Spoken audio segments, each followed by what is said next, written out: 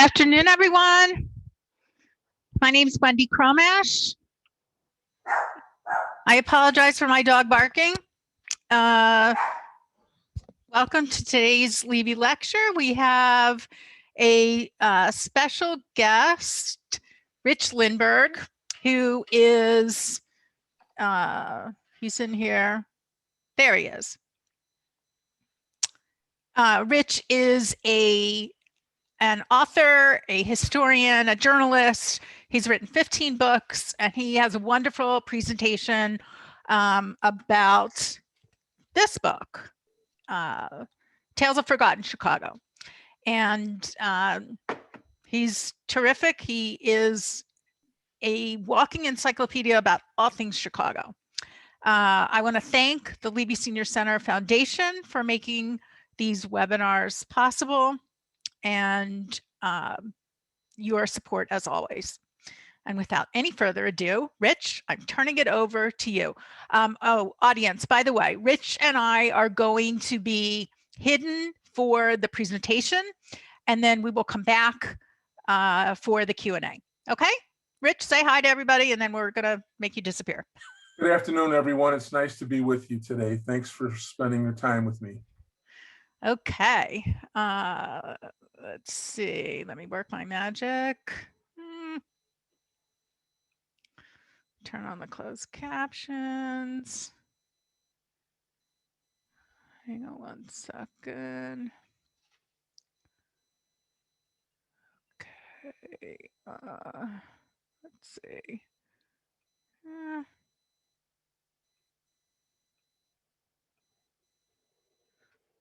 Hang on.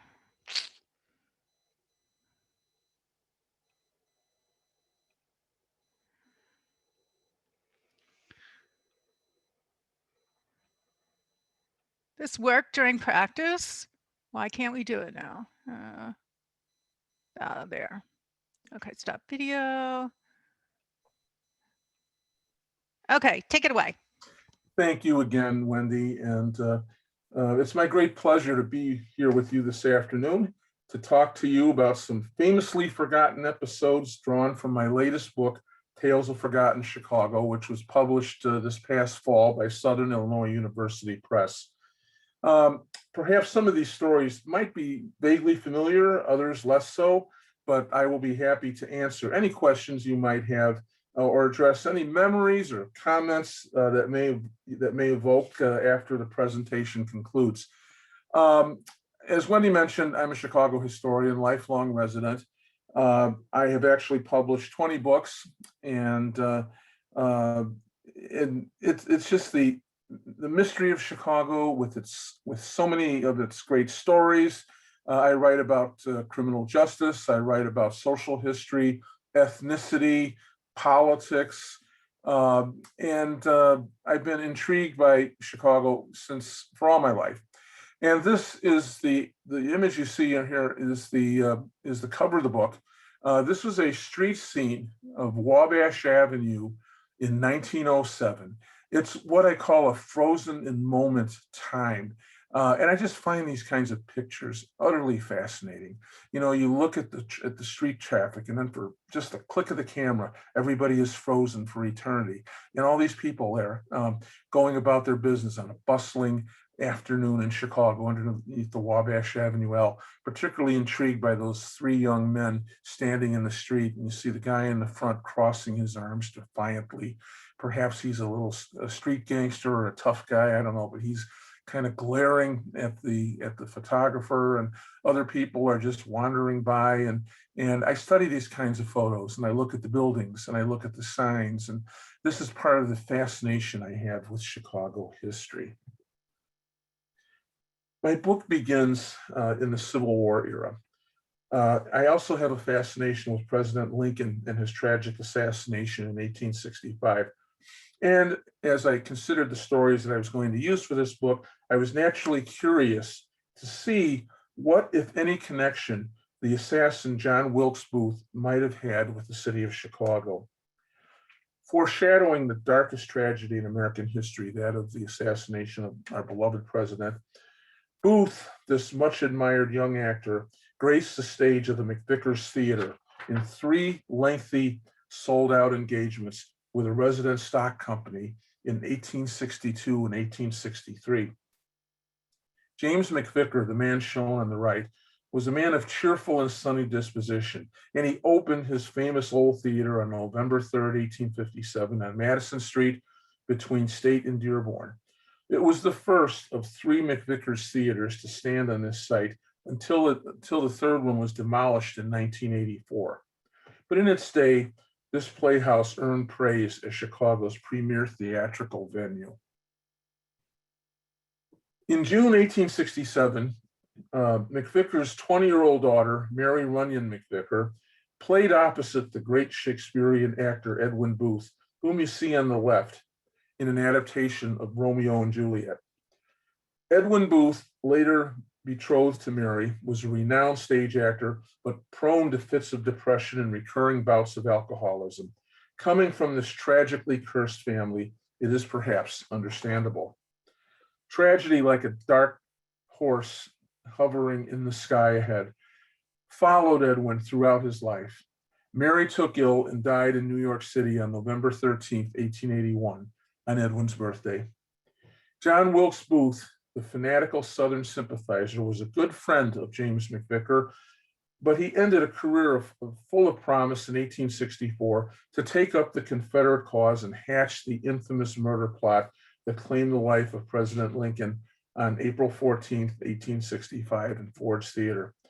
As a result of John's treachery, Edwin's reputation as the Sir Laurence Olivier of his era was permanently scarred.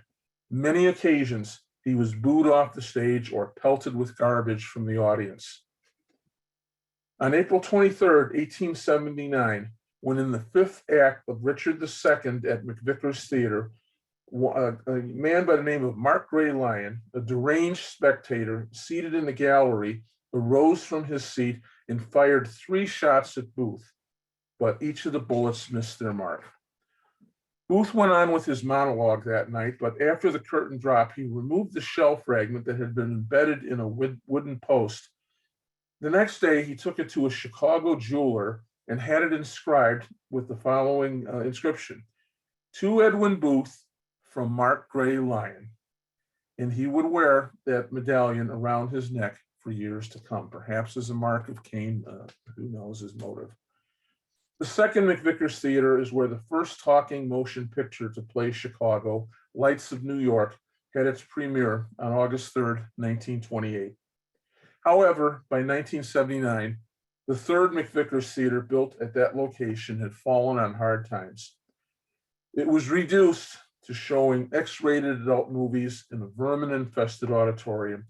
This was a time when Chicago Loop was falling into a kind of a period of depression. Businesses were leaving and the crime was rising in the downtown area. And with the demolition of Mcvicker's Theater, the memories of the famous players of stage and screen who graced the theater forever faded. My book could not have been complete without a chilling ghost story. I discovered the legend of the Peter Shuttler Mansion on West Adams Street near Aberdeen and was reminded in some ways of Shirley Jackson's famous novel, The Haunting of Hill House, later made into a motion picture in 1963. This man is Peter Shuttler II, who inherited the wonderful Victorian mansion from his father, a wealthy and powerful business tycoon known as the Wagon King of Chicago, manufacturing thousands of covered wagons bound for the Western frontier in California. You see here on the left the company's best-selling product, a farm wagon called the Old Reliable. That was the Model T of its day, and think of Peter Shuttler perhaps as the Henry Ford of his day. Peter I opened a small wagon-making factory at Randolph and Franklin Street in the 1840s. But in 1863, Shuttler built this luxurious mansion designed in the Louis XVI style by famed Chicago architect John Van Osdol, who was building all kinds of public and private buildings in Chicago and really was the forefather of the Chicago School of Architecture. Shuttler had European artisans crossing the ocean to hand paint the walls and plant a lush garden with the greenhouses while the Civil War raged. Sparing no cost, the final bill came in at $500,000, the equivalent of $9 million today. Here's a later photo of the house taken in its declining years. Peter Shuttler I did not live long enough to enjoy his palace. He suffered blood poisoning and died in December of 1864. Following his death, his agoraphobic widow, Dorothy, was adjudged insane and confined to the Widow's Peak. That's the room at the top of the tower, as you see in this photo. Rumors would circulate that Dorothy committed suicide inside her sick room, but her son, Peter II, hotly denied such an accusation. Immediately upon her death, apparitions, it is said, began to appear in the tower room, wrote Chicago Inter-Ocean reporter Mary Doherty in an article published in 1913.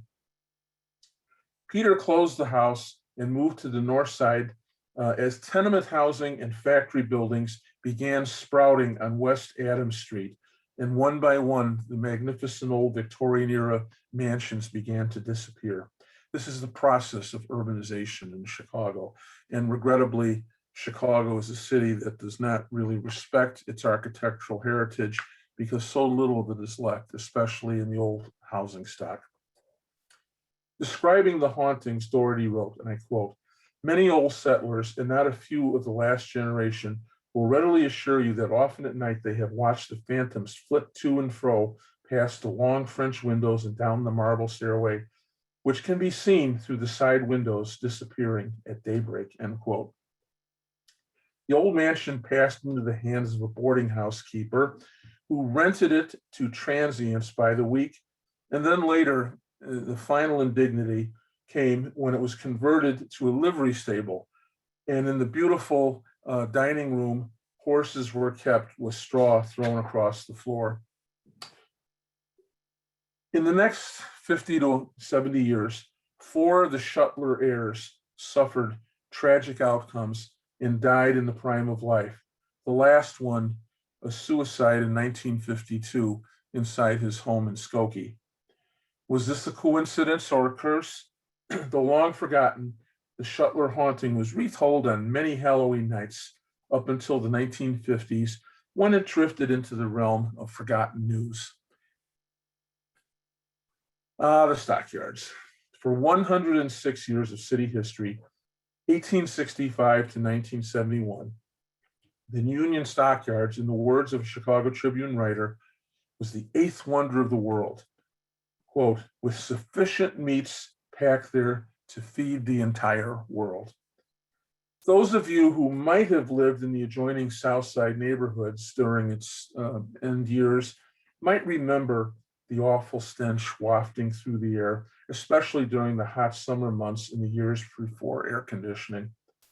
The great meat packing houses adjoining the yards became Chicago's largest single employer and the city's #1 tourist destination. In 1894, after touring the Union Stockyards, the French novelist Paul Bourget remarked, quote, "A pig that went to the abattoir," that's another word for slaughterhouse, "at Chicago came out 15 minutes later in the form of ham, sausages, hair oil, large and small hair, glue, gelatin, insulin, fertilizer, pepsin, canned fruit, cosmetics, margarine, sausage casing, hairbrushers, and binding for Bibles," end quote. All these products derived from animal carcasses. Barely 30 years of age, this man, John Sherman, a former gold prospector, hired 1,000 Union Army veterans to build the livestock pens and trenches in 1865. The Union Stockyards and Transit Company opened for business a day after Christmas in the same year on the former marshland at 41st Street in Halsted.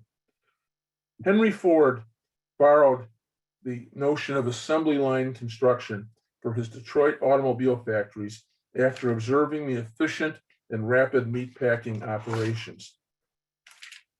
On December 14th, 1924, the packing houses set an all-time record for livestock receipts in a single day. Now, these numbers to me, I think, are quite staggering.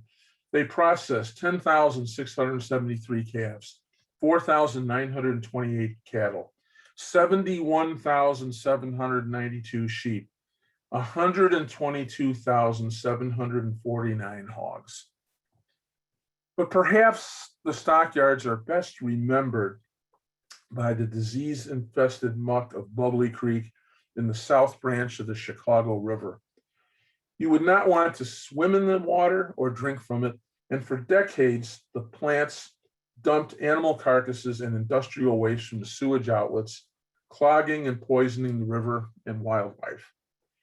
Murderers, armed robbers, and other criminal thugs frequently tossed their victims from atop the Ashland Avenue Bridge right into the sludge. I verified the truth of that when I found an article from 1911 talking about a poor man who was mugged and beaten over the head and tossed over the Ashland Bridge. And he woke up the following morning lying on top of the waste. It was so thick that he did not even sink. But unfortunately for this poor soul, he managed to crawl out of the river and later returned home only to die of pneumonia within 2 days. This is what Bubbly Creek looks like today, much nicer, I would imagine. Over the years, the Chicago Sanitary District and the EPA closed off sections of the creek and did a pretty good job of cleanup. But even today, especially in the summer months, one can still see bubbles of methane gas bubbling to the surface of the water at 39th and Ashland. And in the specifically the hot months of July and August, some of the foul smells are still detected, even though the last of the waste was dumped into the river in 1915. The old stockyards closed in 1971 as meat processing became centrally located with no further need to ship off the animals by rail to Chicago. Today, all that remains is a bust of John Sherman's prize bull named Sherman, embedded on the ceremonial limestone arch on Exchange Avenue west of Halsted. There you see a postcard of the main gate in its heyday and kind of a scene of isolation today on the bottom. This arch was designed as a tribute to Sherman by esteemed architect Daniel Burnham, whose wife happened to be Sherman's daughter, Margaret. In this vintage Chicago hotel, the Grand Pacific, is where modern time began, time zones, if you will. The Grand Pacific stood at the corner of Jackson Boulevard and LaSalle Street.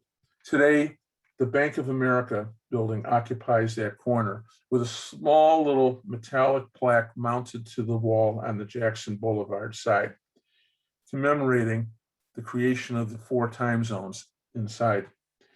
Opened just after the Chicago fire, this spacious hotel was demolished in 2 phases. The first half in 1895 and the rest of the building came down in 1919. But the key to the story of this hotel is the railroad time zones and the creation of standard time. Before 1883, imagine this, there were 8,000 functioning time zones crisscrossing the United States. There was no Central, Pacific, Eastern, or Mountain time zones as we know today.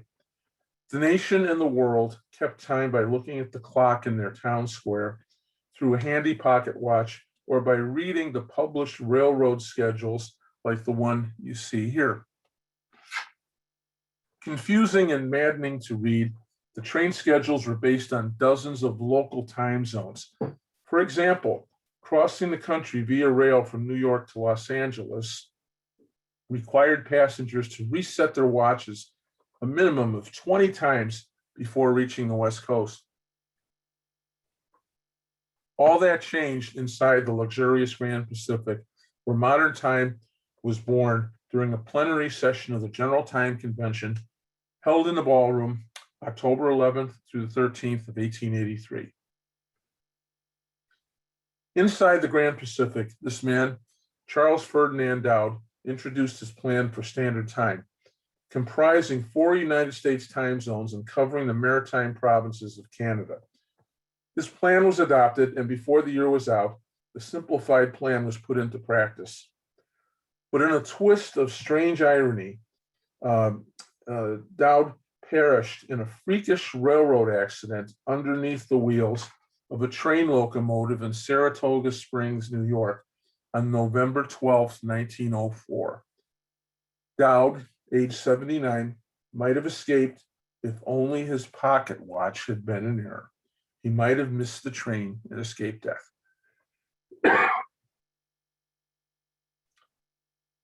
If not for this man on the left, Aaron Montgomery Ward, the catalog king of merchandise, and his partner George Thorne on the right, we would not have Grant Park as we know it today, Chicago's serene front yard. But instead, we might have a dense cluster of high-rise buildings and commercial office towers.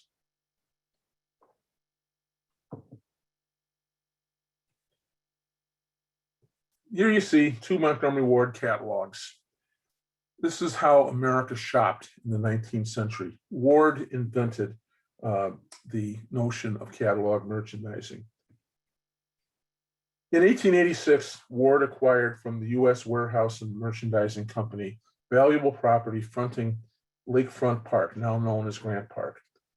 From the northwest corner of Michigan and Madison, Mr. Ward gave to his employees a location where they could enjoy sunlight and relatively quiet location to work and enjoy a scenic view of Lake Michigan. Ward was passionate about preserving the Lakefront Park from buildings and other obstructions that would impair that view. His advocacy became known in legal structures as the free and clear doctrine. The first challenge to the free and clear doctrine came in July of 1864 when the city granted permission to the Democratic Party to build a convention hall at the southern end of the park at 11th Street. This is the wigwam, as it was called. And inside, the Democrats would nominate General George McClellan to run against President Lincoln after the courts lifted a temporary injunction to halt the construction. The Democrats agreed somewhat reluctantly that the wigwam would be demolished 6 days after the convention. Next, the Chicago White Stockings baseball team, the forerunner of the Chicago Cubs, built this enclosure at Michigan and Randolph during the 1871 season. This wooden ballpark was called the Union Baseball Grounds, and it stood opposite of where the Prudential Building is today. The Chicago fire destroyed the park that same year, but just 7 years later, the White Stockings returned to play their home games in the newly rebuilt grandstand. Montgomery Ward, offended by this maneuver, took the matter to the courts and succeeded in forcing the team to relocate to the west side near the present site of the University of Illinois after the 1884 season. Chicago's first convention hall, known as the Interstate Industrial Building, was the first of its kind of any consequence to host major trade shows and gatherings. Built in 1873, it hosted 4 presidential nominating conventions until it was torn down and replaced by the Art Institute. Although Ward opposed both buildings very strenuously, the courts granted an exception to the free and clear doctrine for both properties in the name of cultural enrichment. After the Chicago fire, and for a number of years following, squatter shacks like these and temporary buildings, including a post office and traveling circus tents, were erected on Lakefront Park. In time, all were to come down.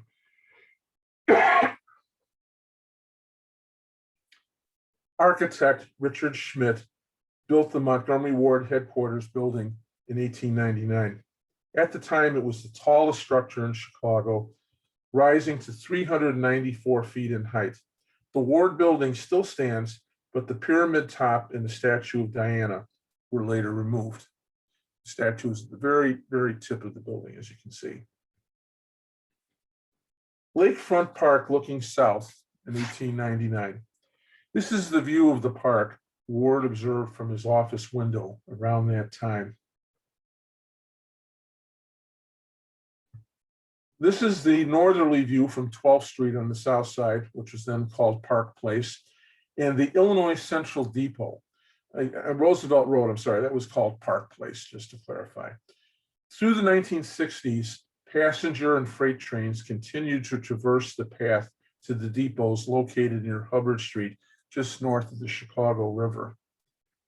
Some of the other supporters of Ward, notably the owner of the Leland Hotel, which faced Michigan Avenue, joined with Ward in many lawsuits to get the railroads out of there, but it really wasn't until the building of Millennium Park that whole venture succeeded, at least for the North Side lakefront.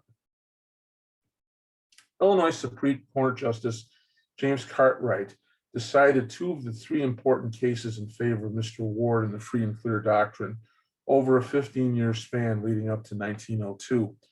They were Bliss versus Ward, Ward versus the Field Museum, and Ward versus the South Park Commissioners.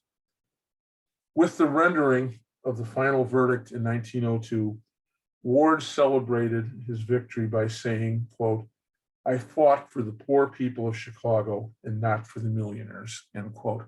He wanted to have a lush front yard for all the working class people who were toiling in sweatshops and factories on the south side and on the west side, at least as a place where they could gather and congregate during the summer months and into fall. Millennium Park opened July 16th, 2004, and it spans 24.5 spacious acres of Grant Park. 25 million people visit annually. It is considered the most important civic project since the World's Fair of 1893. Tucked away in the recesses of the park is a portrait bust of Montgomery Ward in the Ward Gardens along the edge of Grant Park between Randolph and Monroe. The marker was moved to the southwest side of Grant Park in 1999 and rededicated in 2005 with the opening of Millennium Park. There has been no other public tribute or official recognition given to this intensely private man or his crusade as the savior of the lakefront. The inscription on the marker reads in part, "Grant Park is his legacy to the city he loved, his gift to the future."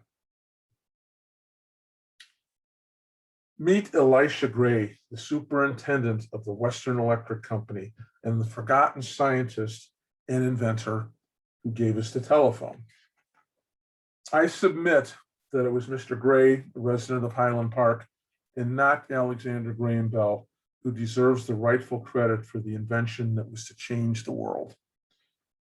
On January 5th, 1876, inside an office in the Union Building at the corner of Washington Boulevard and LaSalle Street, Gray demonstrated his remarkable device for the first time, following several years of trial and error inside his Highland Park laboratory. A mile distant on Kinsey Street, the transmitting operator controlling the sound producing mechanism provided a musical accompaniment, playing on a violin the popular tunes of the day, Robin Adair, Coming Through the Rye, and Old Lang Syne. It marked the first time music was transmitted over an electric wire in Chicago and perhaps even across the country. Elisha Gray, a Scots-Irish Quaker, manned his 16-inch sounding box with an electric magnet placed on the top surface. And as the music piped in, astonished visitors called it the miracle of the age. This is an artist's drawing of Gray's invention, the first telephone. Mr. Gray obtained a patent for his successful invention, making it possible to transmit musical values called electroharmonic telegraphy on July 27th, 1875. With working capital of $2,000 in 1889, Elisha Gray organized Gray and Barton, a manufacturer, seller, and dealer of burglary alarms, telegraphy equipment, and electrical supplies. In 1872, this company became known as Western Electric, headquartered on 22nd Street in Cicero. Thousands of people worked there. It was at one time one of the largest companies in Chicago, and Western Electric produced the sound for so many Hollywood motion pictures over the years. When I look at movies on TCM, Turner Classic Movies, very often in the credits, you'll see electricity provided by Western Electric. Meanwhile, Elisha Gray struggled to transmit the spoken word, not just music, over his wire. One day, he observed his nephew playing with coils and wires attached to a zinc-lined bathtub in the house. Sounds kind of dangerous, I would think, but nevertheless, Gray was struck by a sudden inspiration: electro-harmonic telegraphy, that is, the transmission of sound through wire. Gray said, "My nephew was playing with a small induction coil, taking shocks for the amusement of the younger children." He recalled, quote, "He had connected one end of the secondary coil to the zinc lining of the bathtub when it was dry." Thank goodness it was dry. In the space to become the official inventor of the telephone and to secure the necessary patent, Gray continued his experiments in 1876 until the time came to file the application with the U.S. Patent Office in Washington. On February 14th, 1876, an agent of Gray paid $10 and submitted the application from the Patent Office. His principal rival, Alexander Graham Bell of Brantford, Ontario, had allegedly filed through his lawyer just a few hours earlier. However, Mr. Bell was in Boston on the 14th of that month and did not arrive in Washington until the 26th of February. Based on the original timestamp and verification of the attorney's credentials, the examiners granted Bell 2 letters of patent. Embittered, Gray engaged in a long and costly legal battle, asserting that it was he and not Bell who deserved the patent and all the credit. Gray had filed an affidavit with one Zenas Fisk Wilbur, that was his name, who was the principal examiner in charge of electrical invention patents in 1875 through 1877. As it turned out, Mr. Wilbur had been bribed by agents representing Bell, who was personally indebted to one of Bell's attorneys. Bribery apparently was afoot. Thus, history records Bell and not Gray as the telephone inventor. It seems clear that fraud and deceit had a lot to do with the final decision. In 1887, justices of the Morrison Waite Supreme Court came within one vote of overturning the Bell patent. Just one vote changed the course of history. Elisha Gray died on January 1st, 1901 in Newtonville, Massachusetts, a suburb of Boston. He later recalled, quote, "The history of the telephone," he lamented in his declining years, "will never be written. It is partly hidden away in 20 or 30,000 pages of testimony and partly lying on the hearts and conscience of a few whose lips are sealed," end quote. Gray was celebrated for many different inventions during the course of his lifetime, but unfortunately, he's a forgotten figure in the 21st century. And imagine how different the world would be if nobody had ever heard of Alexander Graham Bell.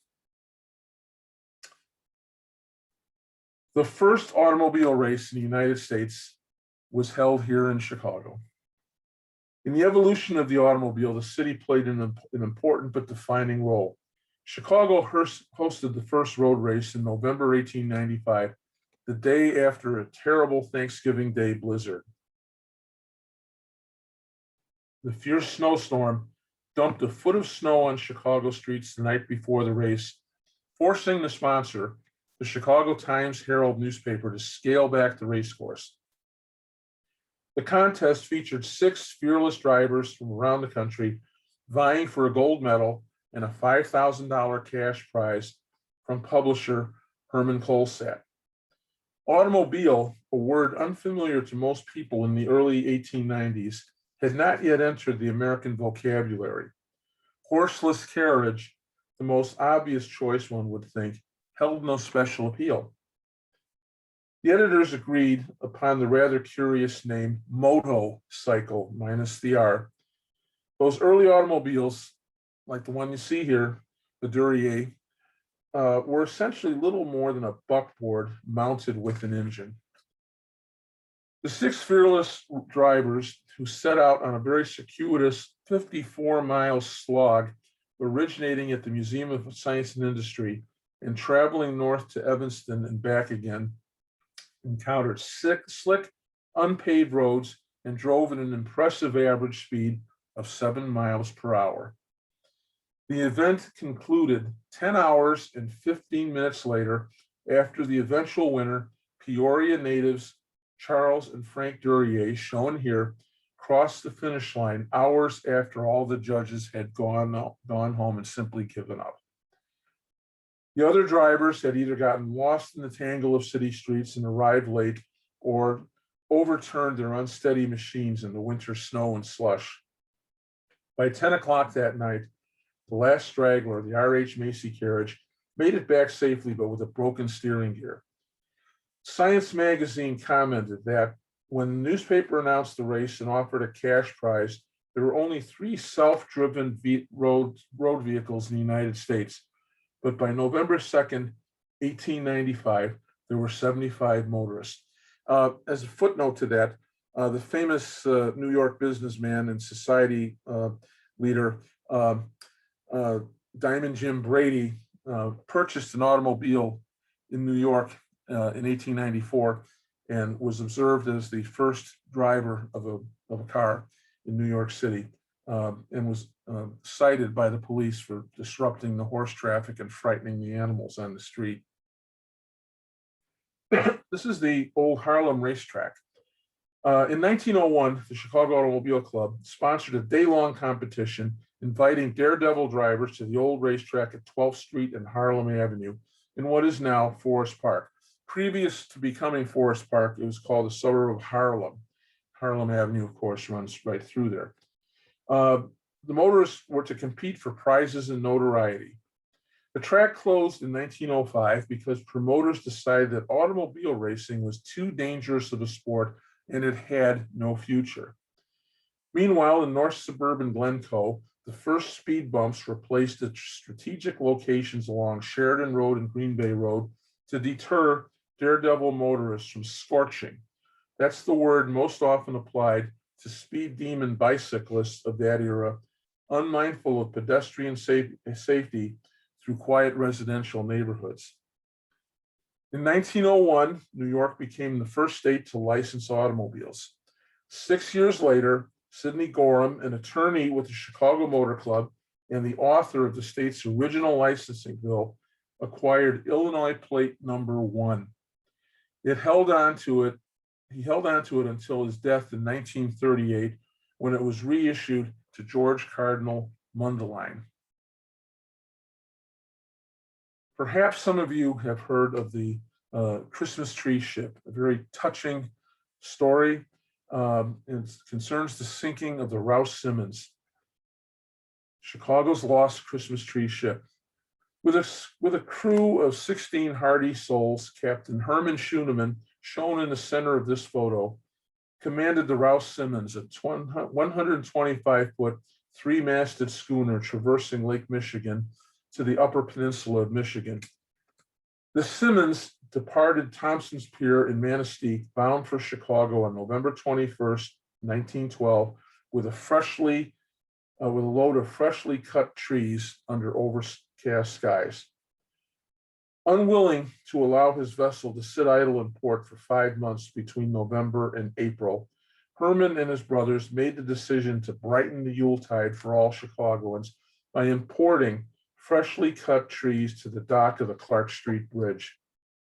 There, the family sold their trees to the general public from that familiar location for many years to come.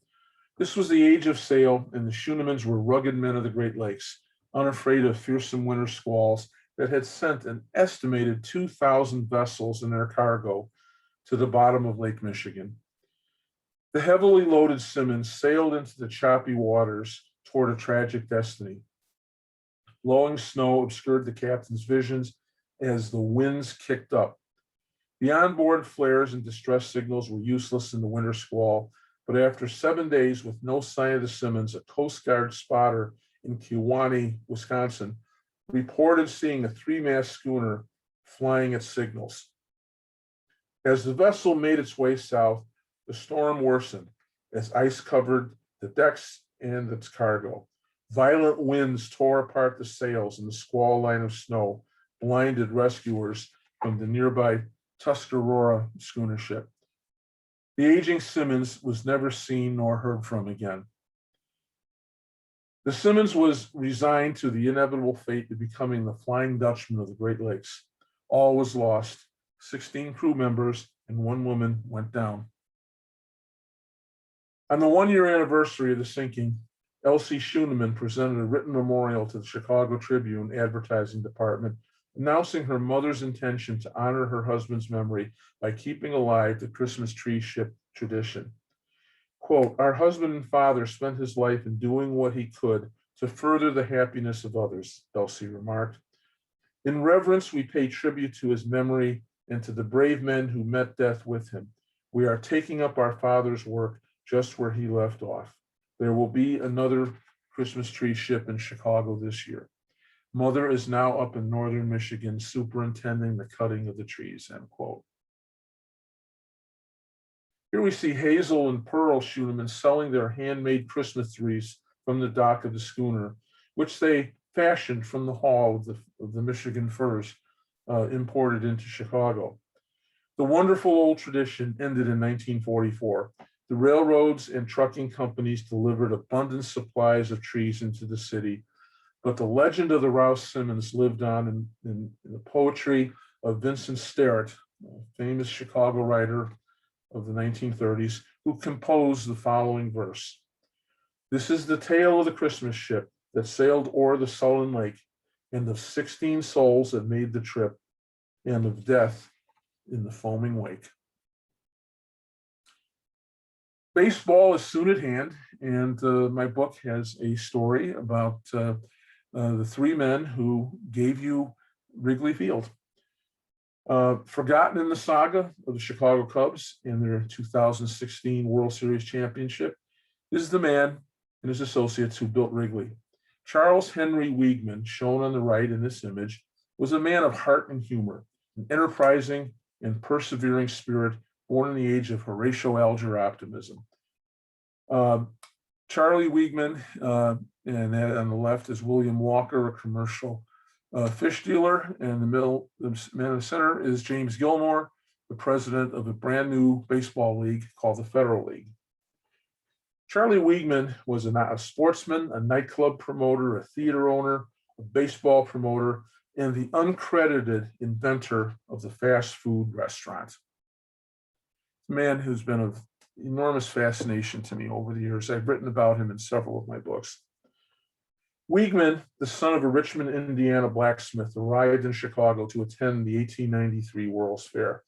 Within 20 years, he owned a string of downtown cafeterias designed to accommodate diners quickly and move them in and out with a menu of food items that rarely, if ever, changed. His wealth and influence growing by the year, Wiegman turned to the sports world, but failed in his attempt to purchase the St. Louis Cardinals in 1911. 3 years later, James Gilmore, president of the Federal League, that new baseball association I mentioned, was challenging the monopoly of the National American League. And he invited Wiegman and wholesale fish dealer William Walker to purchase the new Chicago baseball team. Architect Zachary Taylor Davis, designer of Comiskey Park, hired on to design the Northside Ballpark at Clark and Addison for the Chi Feds. That was the first name given to the Chicago Federal League team. Later, it would be changed to the Chicago Whales. Ground for the new Wiegman Park broke on March 4th, 1914. Here it is, this image you see of Wrigley Field in its early construction phase. A month later in April, on the 23rd, in record time, the future home of the Cubs opened its doors as Wiegman Park. Final cost came in at $250,000, paid for by Charlie Wiegman. Here's another photo of Wiegman Park. This is Mayor William Hale Thompson the city's last Republican mayor, throwing out the first pitch on opening day against the Kansas City Packers in 1914. This is the team logo of the 1914 Chicago Feds on a souvenir pennant. Beset by problems and the failure to win an antitrust lawsuit against the American and National Leagues, challenging the reserve clause, which became an issue in the 1970s in organized baseball, the Federals were forced to fold after just 2 seasons, after Judge Kennesaw Mountain Landis refused to rule on the legitimacy of their claim. Landis upheld the reserve clause binding a player to a team, and that would hold until 1976 when it was finally overturned. As part of the final settlement, Weigman and several other owners were permitted to buy into the 2 established leagues. Lucky Charlie, as he was known in his salad years, paid $500,000 to Charles P. Taft of Cincinnati, the brother of the former president and the owner of the Cubs.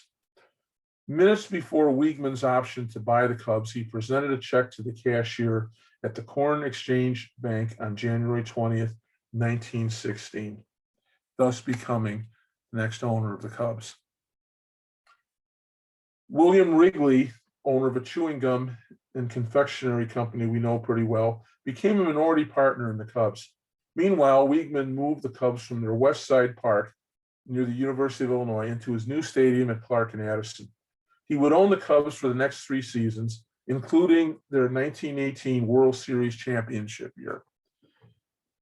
Well, I apologize. I stand corrected on that. The Cubs did not win the World Series. They won the pennant. It would take until 2016 to accomplish the World Series victory.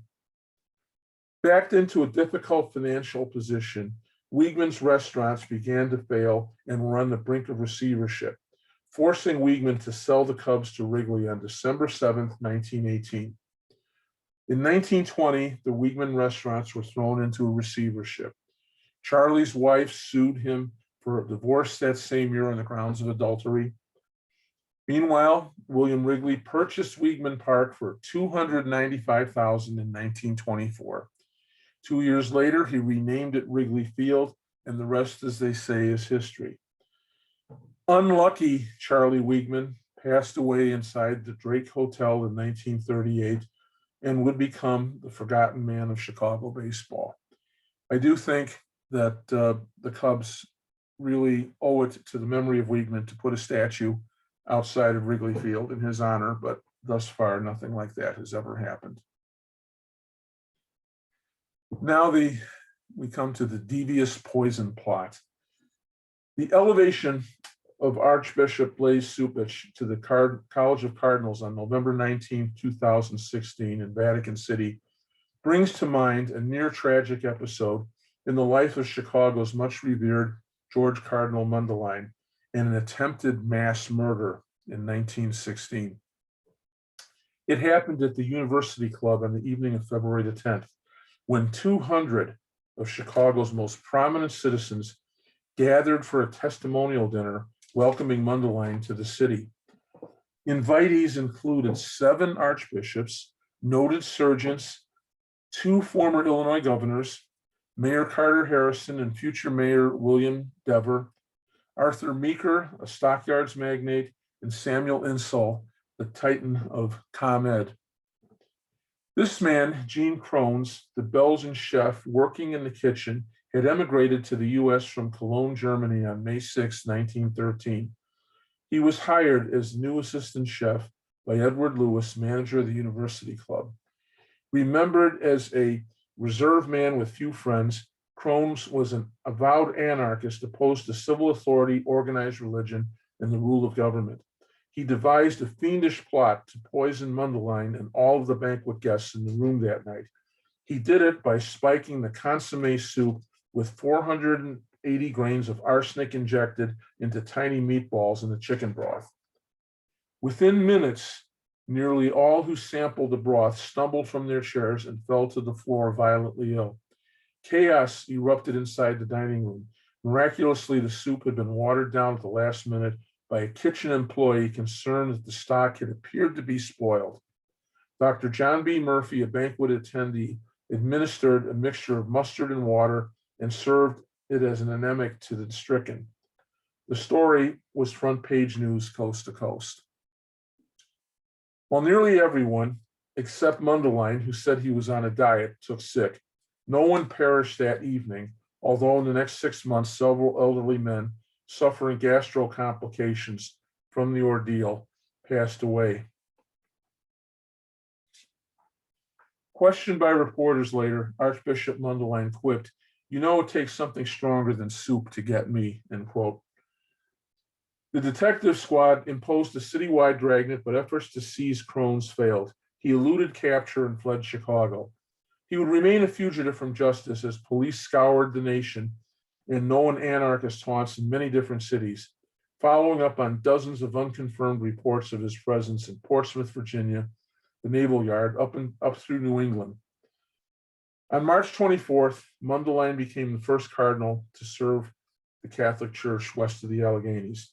He led the Chicago Archdiocese until his passing in 1939 and was honored by the village trustees of the village of Mechanics Grove, 35 miles northwest of Chicago in April 1925, by renaming the community Mundelein, Illinois.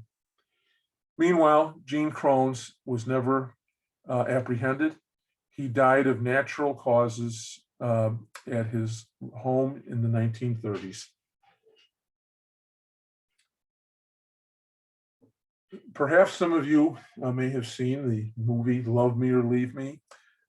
This is a movie poster of that famous 1955 Hollywood motion picture starring Doris Day as the 1920s torch singer Ruth Etting and James Cagney as her gangster husband, Moe the Gimp Snyder. The movie earned 6 Academy Award nominations, including one for Cagney as Best Actor. The real-life story of Etting and Snyder, coming from opposite worlds, is memorable. Early in life, Martin Snyder, a tough-talking wise guy from Chicago's West Side Valley District along Ogden Avenue, mangled his left leg in a streetcar mishap that left him with a permanent limp. Thereafter, he was cruelly tagged with the nickname Moe the Gimp. Snyder, a Damon Runyon-esque character, was a fast-talking promoter for Chicago recording studios and publishers of sheet music. He prowled the hotel bars and gained backstage admittance to Chicago vaudeville houses, show lounges, and ballrooms where he cozied up to the big stars of the day and got to know their managers. At the peak of her fame, Ruth Etting's adoring fans knew her as Chicago's sweetheart. While she might have belonged to the Windy City, in the heyday of early radio and of vaudeville, her name was national. Etting worked a part-time job earning $25 a week in the chorus line at the old Marigold Gardens at Grace and Broadway when Snyder discovered her in 1921. This is the Marigold Gardens as it looked before it was converted to a boxing gymnasium for amateur prize fighters a few years later. Before the year ended, Moe Snyder divorced his first wife and abandoned his daughter Edith in order to run off to Crown Point, Indiana, after bullying Ruth into agreeing to a quickie marriage. Snyder took over every aspect of her life. He lived off her earnings and intimidated nightclub owners to book her for extended engagements. On the nights when the audience was thin and the room nearly empty, Snyder would stand outside the nightclub and would pay passersby to go in and watch the show with their promise to applaud enthusiastically after Etting's songs. Moe lived off of her earnings, blowing Ruth's earnings at crap tables and card games in Chicago, New York, and Hollywood hotel rooms without apology or regret. All through our married life, he never paid 1 cent of rent, Ruth told reporters. He never worked, and he always interfered with my career. And his abuse began right after our marriage. Everyone knew about it and talked about it, but I decided I'd have to go ahead despite his surly manner and rough ways, end quote. Etting attained stardom in 1925 when Ziegfeld Follies brought her to New York to kick off a singing career. She became a radio star with such hits as Love Me or Leave Me, It Happened in Monterey, Thinking of You, and No, No, Nora. In this photo, she is shown on an ocean liner bound for her first European tour. As sales of her sheet music soared, on November 15th, 1937, Edding announced her plan for an uncontested divorce from Snyder on the grounds of mental cruelty. In the final divorce settlement, Edding gave Snyder $50,000 in cash to pay off his gambling debts and half interest in their Beverly Hills home. Meanwhile, Edding had begun a romance with 30-year-old Merle Alderman, her piano accompanist, song arranger. He was a married man, 13 years her junior, and when the story broke, Alderman's estranged wife filed an alienation of affection lawsuit against Ruth. Hearing this news sparked wild anger in Snyder, who rushed back to Los Angeles to confront Alderman. In the early evening hours of October 15, 1938, Snyder forced Alderman at the point of a gun to accompany him to Edding's office on Lake Hollywood Drive to settle an old score. In the presence of his daughter and Ruthie, Snyder shot Alderman in the stomach. Fortunately, Alderman survived. Snyder was eventually found guilty of attempted murder. He won a new trial on a technicality on July 24th, 1940, but by now, Merle and Ruthie were married and had moved on with their lives. They declined to appear as prosecution witnesses in the second trial, resulting in Mo Snyder's release by the LA District Attorney. Snyder came away from this experience a broken man. From time to time, he was spotted selling newspapers at Frankie Pope's newsstand at Clark and Randolph. This once dapper figure of the city nightlife, the local racetracks, was living as a down and outer at the old City Hall Square Hotel and worked for a time in the City Water Pipe Extension Bureau. Snyder lived out the remainder of his days in Chicago and died at the ripe old age of 87 on November 9th, 1981. Edding made a brief comeback in March 1947 after signing on for a 3-week singing engagement at the Copacabana in New York. She passed away on September 24th, 1978 in Colorado Springs. Her marriage to Merle Alderman lasted all of 28 years. And finally, I'm going to talk a little bit about one of the great fairs that's kind of vanished into history. We, of course, know the 1893 World's Fair, the 1933 World's Fair, but how about the Chicago Railroad Fair? Chicago hosted 2 magnificent World's Fairs and a lesser-known railroad fair in consecutive years, 1948 and 1949. The fair celebrated the 100th anniversary of the first railroad constructed in Chicago, the Pioneer, completing its first run on October 10th, 1848. The World's Fair of Railroading held along the lakefront from 12th Street South to 31st Street, with its star attraction, the Wheels A-Rolling pageant, silhouetted against Lake Michigan shoreline, inspired Walt Disney to create Disneyland, featuring a Frontierland and a Tomorrowland, concepts borrowed from the Chicago Railroad Fair. The 1948 fair was a great success, and it was decided to host another one in 1949. The relentless expansion of the commercial airline industry and the construction of the interstate highway system in the 1950s and 1960s closed out a mode of transportation that many people still cherish. By 1971, nearly all of Chicago's ornate and glamorous old train stations fell to the wrecking ball, and the legendary trains bearing the names 20th Century Limited, the Fast Flying Virginian, the Shoreland 400, and the Super Chief drifted into history. This concludes my presentation today, and I encourage you to get a copy of my book, Tales of Forgotten Chicago, for additional stories that I did not cover. The book is available on Amazon.com, in most libraries, and if there are still bookstores open, you might find it in Barnes and Noble. At this time, I'd like to address any questions or comments, or if you have any memories to share.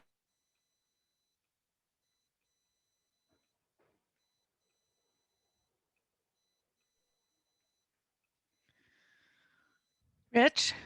Yes, hi. Hi, there you are. Okay, great.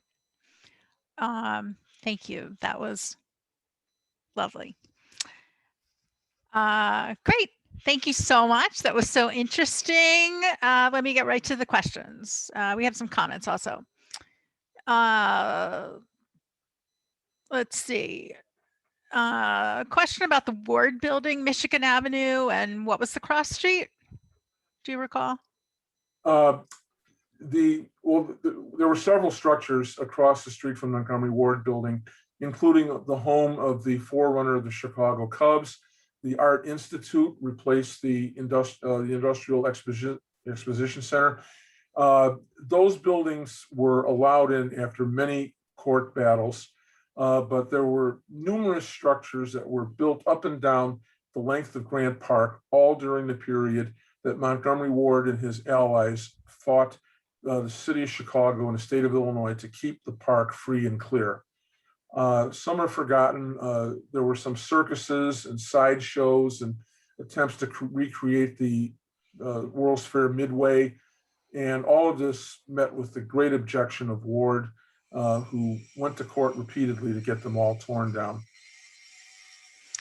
Okay. What are the far south and north? What far south and north are the boundaries of the clean free doctrine? The free and clear doctrine extended as far south as Park Place, which was Roosevelt Road. This allowed the building of the Shedd Aquarium and the planetarium in 1931 to go in. Ward was long gone by then, but because it was south of 12th Street, those museums were allowed to be built. On the north end, it essentially stopped at Randolph Street, although trains continued well past that. Today, where we have the first Illinois Center, those were railroad yards as recently as 1963. Today, the massive jungle of skyscrapers, including the One Illinois Center, occupy that site. But Randolph Street on the north was basically the end of Grant Park. Okay. Perry shares that the tradition of the Rouse Simons Christmas tree ship to Chicago passed on to the Coast Guard cutter Mackinac and has continued to this past year, arriving at Navy Pier at the beginning of the holiday season. Oh, okay. That's something I've learned. Thank you. Okay. Eileen would like to know, was there a hotel in the Union Stockyards? Yes, it was called the Transit House, and it burned down during the big fire of 1934. The Transit House was where the drovers and the stockmen would stay while they were transacting business, selling off their herds to the buyers, to the meatpacking companies. The 1934 Stockyards fire destroyed a significant portion of the stockyards and threatened to become the second Chicago fire, but the prevailing winds thankfully confined it locally to the south side so that it did not jump. Smoke from that fire could be seen as far south as South Bend, Indiana. Wow. Linda would like to know what stands today where the Marigold Gardens are. Most recently, there was an IHOP on the location. Now, the last time I was there about a year ago, they were building a larger structure. The IHOP was torn down. There's a building going on there right now. It's probably open by now. I'm not quite sure what it is, but it's a very large structure. But for years, when you drove by that location, you had the tiny little IHOP at the corner and this big empty parking lot. The Marigold Gardens took up all of that space when it was still standing. Okay, we have a couple questions about the railroad story. Why did the railroad fair last only 2 years? That's one. They did not have a railroad fair in 1950 because of the Korean War breaking out. It was decided at the time to postpone it. They had planned to bring it back in 1951 or 1952, but they did not. Instead, in 1950, Colonel Robert McCormick of the Chicago Tribune held a Chicago fair, essentially in downtown Chicago, not on the lakefront. The Chicago Fair never caught on. It was canceled after 1 year. There was another fair of the opening of the St. Lawrence Seaway in 1959, but the railroads commercially were bleeding a lot of money as the 1950s progressed, and the popularity of passenger air travel increased. So the future of railroading, of passenger railroading, was in grave doubt, and they never returned to hosting another fair after 1949. Okay. Mary would like to know, does the Railroad Museum in Union, Illinois have any of the railroad fairs exhibits? I believe they do, but I'm not sure what it is. You might want to check their website on that. I think, but you can find the Pioneer inside the Chicago History Museum. That was the 1848 train that was celebrated in 1948 at the Railroad Fair. The engine of that train is on display in the Chicago History Museum. Okay. Christine would like to know, why isn't the park called Ward Park? Montgomery Ward was a very modest man. There's been no published biography of him simply because he did not leave behind any papers. He was an intensely private man, and little is known of his personal life. As self-effacing as he was, he really had no desire for the publicity. And in 1901, when Lakefront Park was renamed Grant Park, the memory of Ulysses S. Grant was still very prominent in our memory, both as a Civil War hero and as President of the United States. And Ward made no objection to changing it to Grant Park. By the time Millennium Park opened in 2004, Montgomery Ward was mostly an afterthought. And again, he was not flamboyant. He did not court a whole lot of publicity. He was a man of his times. He was a Victorian gentleman and intensely private. And that I suspect is the major reason why. Okay. Does the Montgomery Ward building on Michigan still exist? Yes, it does, except for the top cupola, which was taken down. It has a flat roof today.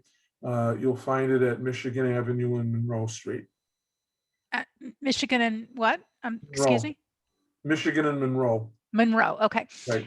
Is the Montgomery Ward building that you showed on Michigan and 11th Street the Roosevelt University building now? The Roosevelt University building is the old auditorium, hotel and theater. Okay. Michelle would like to know, how did Lake Point Tower get built east of Lakeshore Drive? It followed a very complicated rezoning process in the mid to late 1960s when that land was being developed. It was east of the railroad tracks at the time, and the land was not considered part of the free and clear area, simply because it was on an outlying point east of the tracks. Meanwhile, in the late 1960s, the railroad station and tracks north of Randolph Street were all eventually cleared. And today, developer Joel Carlins, a man I know, has created the East Loop neighborhood with a number of high rises that he and his company Magellan Development have built over that property, and has created kind of a city within a city. Okay. Cheryl asks, when did Navy Pier come about? Navy Pier opened in 1915. It was opened as a commercial port and training center for the Navy. And it kind of evolved quickly into a recreational area. But for many years, it also served as the beginning point for the University of Illinois in the 1950s, before the west side was cleared to make way for the campus. It went fallow for maybe about 20, 25, 30 years until the city got really interested in it in the 1980s and made it what it is today, which is Chicago's #1 tourist destination point. Okay. Why is there still a mausoleum in Lincoln Park? Excuse me, I didn't hear that. Why is there still a mausoleum in Lincoln Park? That's the Couch tomb. Ira Couch was a Chicago business entrepreneur from the 1840s and 50s, and Lincoln Park was a cemetery up until 1865, when all of the graves were relocated and reburied in different cemeteries across the city. The Couch mausoleum survived that because the heirs of the Couch family went to court to prevent the removal and destruction of the mausoleum. So it is kind of it's an oddball site. It stands right near the Chicago History Museum, right by Cannon Drive, and it stands rather forlornly and neglected, but it is a tribute to the memory of Ira Couch and the last reminder that this was once a city cemetery. Okay. Can you elaborate on the positions of the doctrine and who supported it? Of the doctrine? Yes. Oh, the first attempt to reserve the lakefront really begins in the 1830s in the Illinois State Legislature.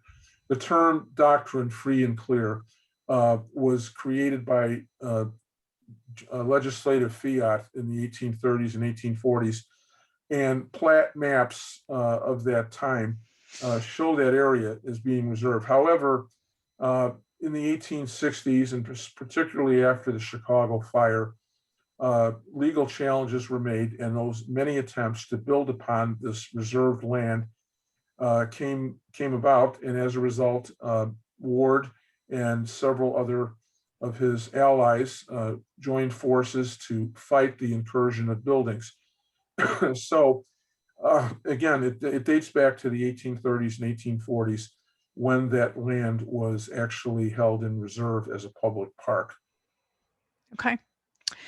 Suzanne asks, were you a history teacher or is history your hobby? I wish I were a history teacher in hindsight. I'm just somebody who loved history. I have a master's degree in history. I never taught it. I have, for a number of years, I ran neighborhood history tours for the Chicago History Museum, focusing on famous crime scenes and infamous locations.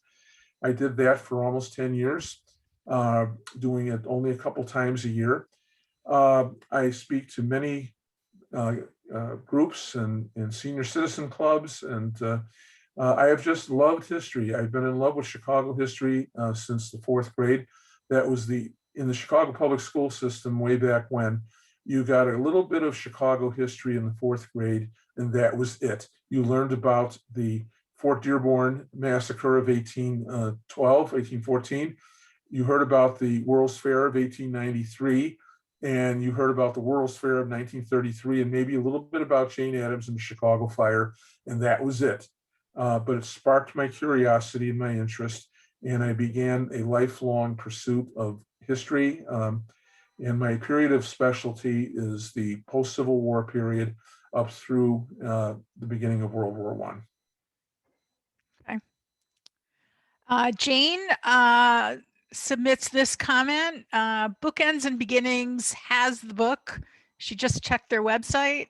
We always like to support our independent bookstores if possible, so just throwing that out there. Okay. For our final question, Penny asks, can you talk about whiskey breakfast? And set it up. So, well, that's an honor. Thank you, Penny. Maybe perhaps you've read it. It's my memoir of growing up. It's a book that took me, I had the title for it in 1989, and the book got published in 2011 by the University of Minnesota Press after many, many rejections from various publishers. Essentially, it's a memoir of growing up on Chicago's Northwest Side to a Swedish immigrant family. My father was born in Sweden. I'm a first generation. And it's a story of a kind of a dysfunctional family. My father was a political radical who escaped from Sweden in opposition to the monarchy in the 1920s. He came to Chicago, became a builder. I grew up in a broken home in a neighborhood of Chicago that was where divorce was rare, completely uncommon, and it's a moving story. And I made 2 trips to Sweden, did a lot of genealogical work to reconstruct the story of 2 disparate immigrant families, my father and his side, and my mother and her family. The story of the Depression of the 1920s, growing up in the 1960s. It's many things, and it won the Chicagoland Nonfiction Book of the Year in 2012. And it's my pride and joy. It's my baby. And if you have a chance, you might find it. At the very least, you might want to check the reviews on Amazon.com. They've all been very positive. It's one of 20 books, but it's it's the crown jewel for me. Great. Rich, is there anything else you'd like to say to us? Well, it's kind of odd sitting here in my office in the absolute quiet, looking at my screen, knowing that there's close to 400 people who are attending this program. This is the very strange time of the world history that we are living in. Hopefully, everybody will stay safe and healthy, and get your shots if you haven't already done so. I got my first shot 2 weeks ago, and I'm looking forward to getting the next one. And I want to thank you so much for your time, your interest in the subject matter, and I hope that I can rejoin you again for a different presentation on other aspects of Chicago history. That would be wonderful. We would love that. Before you go, we have one last question. The title of this book is Tales of Forgotten Chicago. Rich's memoir is Whiskey Breakfast. That's for Irene. My Swedish Family, My American Life, it's called. Oh. Whiskey Breakfast, My Swedish Family, My American Life. Okay. So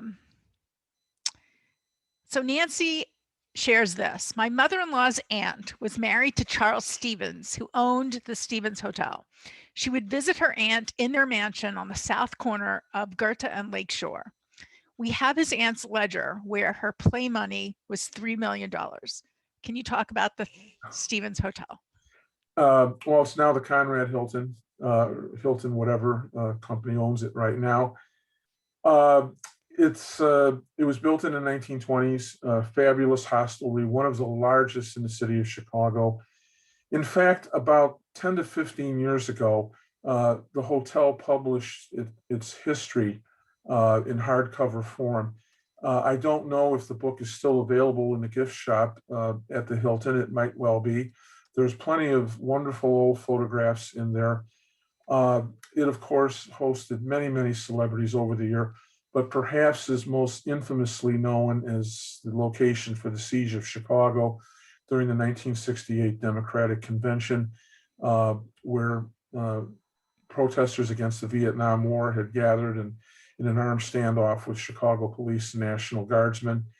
But the hotel continues to thrive, and I believe 1927 was the year that it opened. And thank you for sharing that note about your family and your connections to the hotel.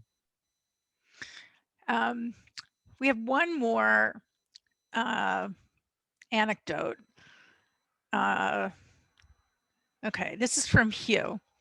I don't know how I got involved, but I used to set mouse traps for the older women who lived in the Elijah Gray house in Highland Park. The basement had wires all over the place, as well as shelves with liquid batteries on them. Well, I did not know that. Thank you for sharing that. But what I do know is that the house is still a part of the Highland Park Historic District.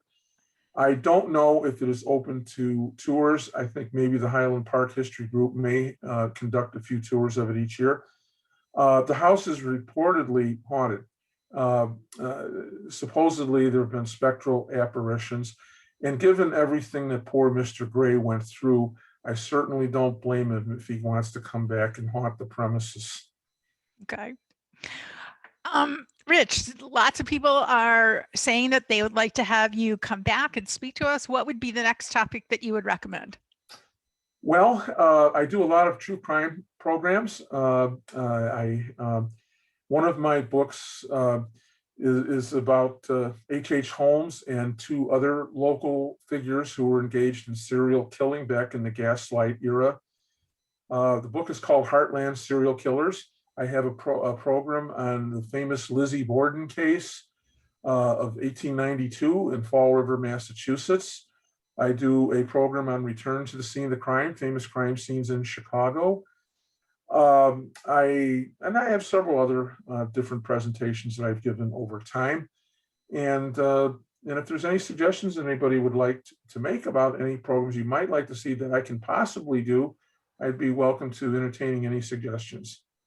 Okay, and you do some presentations on sports topics. Yes, I have written 4 books about the Chicago White Sox. I'm a White Sox fan. I apologize. I suspect I'm among a majority of Cub fans. Notice I did have a few Cub items in this talk, but I do a White Sox presentation if that would be of interest. Okay. Okay, wonderful. Rich, thank you so much. This was a fun afternoon for everyone. And there's lots of good feedback that I will be sending to you. I think one of the questions in the survey will be about future topics that you could talk about. So we'll get some immediate feedback. Thank you everyone for attending today. Rich and I both enjoyed having such a well-attended program.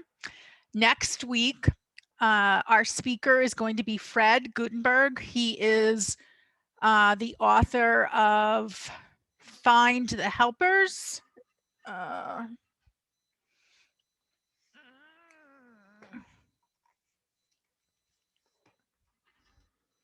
Find the Helpers. Fred's daughter, Jamie, was murdered in the Parkland school shooting 3 years ago. He is devoting the rest of his life to anti-gun legislation and or gun restrictions. And he's a terrific speaker, and he will have a lot to say. He asked that questions be sent in advance. We only have 1 hour with him, not the usual hour and a half. So if you have any questions, please register for the program, and then you will be able to ask your questions there.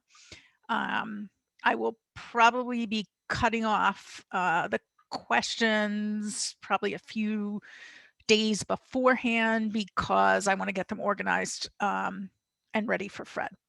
So that's something to keep in mind for next week. Rich, thank you again so much. We will bring you back soon. Thank you, everyone. Have a good day. Have a good day. Stay safe. Thank you.